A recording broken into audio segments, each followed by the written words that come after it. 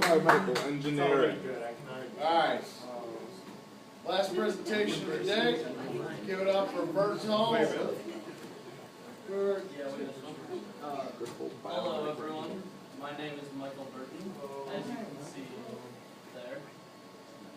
And today I'm talking to you about biomedical engineering, specifically biomechanics at Purdue University. So for a person living in Indiana, the average tuition is $20,032. For a non-resident, $38,834, so anyone outside of state, and then internationally, $40,834. So slightly more outside of the country than just outside of the state. So for classes to take in high school that you should most likely take to get into the university would be at least, well, the initial 2 years of biotech or of PLTW, and then biotechnology later on. The bare minimum to get into Purdue is calculus, and they like to see past calculus. They like to see biology, chemistry, and physics, and usually people will take, I'm on my Google Drive.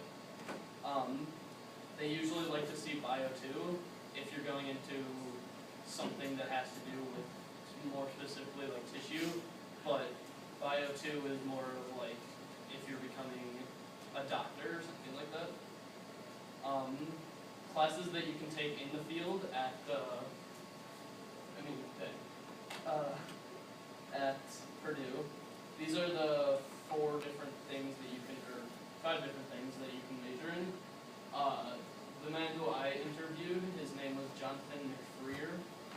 He majored in orthopedic biomechanics, and that could be anything from working with like last year we watched a video where a soldier who had gotten his arm shot off in war, he had an arm made for him so that he could eat. In the video, it was him eating soup. So it's certain like prosthetics that can help you more. Like I said, I talked to Jonathan McFreer. He didn't go to college right after high school. He took some time off because of financial things. I didn't ask him much about that, but he said that after he got about that sentence, he said that he got his master's and then got a job. But I asked him if he thought that it would have been better to get a PhD, and he said that it would have helped him make more money, but his job, they wouldn't pay him, or they wouldn't pay for him to go back to college. So he said it wasn't really worth it. But if you have the opportunity to, such as the money to, the time to, or if it's getting paid for, then it looks a lot better to employers if you have a PhD in whatever field that you're going in. He also said that it's a smaller field, so there's lots of jobs that you can go to, or go into. So because it's such like a growing field, because there's so much need for biomedical engineers, it's very easy to get a job right out of college. I talked to my neighbor's kid, who is now a sophomore majoring in biomedical engineering in Alabama, I think.